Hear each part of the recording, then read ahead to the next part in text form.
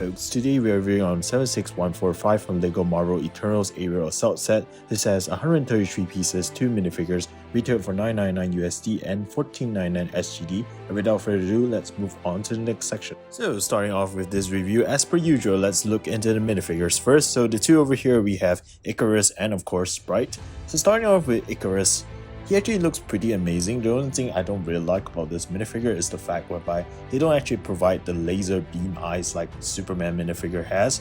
And that's kind of disappointing because according to the box art and the movie itself, it would make much more sense to give him the laser eyes that Superman has, since his abilities are kind of similar to Superman and their personality is kind of like in the middle of Superman and Homelander, you know, Ikaris is, because he's kind of on the bad side, but he has some justifiable side as well, so yeah.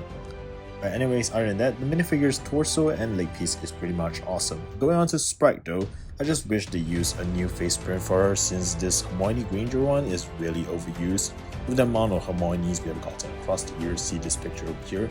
So yeah, using a new face print would make this figure much better, but otherwise the torso and leg piece is pretty suitable as well. Here's a look at both the minifigures' secondary expression and their back torsos, and that's it for the minifigures. Now on to the main build of this set. We have the Deviant over here, which actually reminds me of the Egyptian god Cerberus to an extent, since he has kind of the same style as him and kind of looks like a wolf to an extent, but just with like wings behind, which is kind of weird, I guess.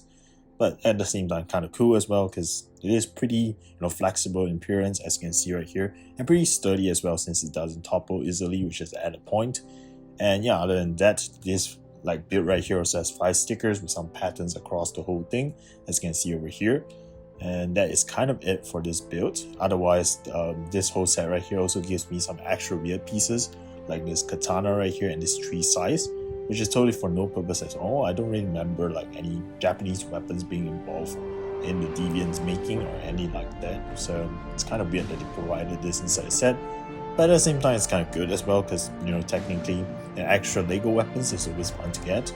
And I'm guessing this size are actually to be attached to these 2 holes behind this build over here. So because you can just put it in, as you can see right here. So yeah. Yeah, and that's kind of it for this build.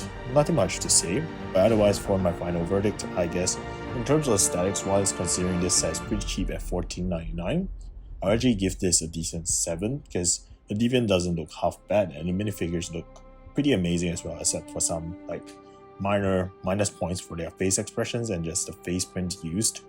So yeah.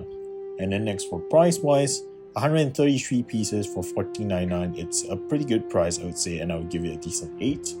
And last for functionality, in terms of its movability, this whole build, as I say, is very flexible, and the sturdiness of this is an added point, and therefore I would give this a solid 8 as well. And 8, 8, and 7 will actually make this set a solid A, I would say. So yeah, and that's it for today's review. So if you liked the video so far, please do make sure to subscribe and turn on the notification bell, and I'll see you on the next one. Nox Lumos and toodles. Bye guys.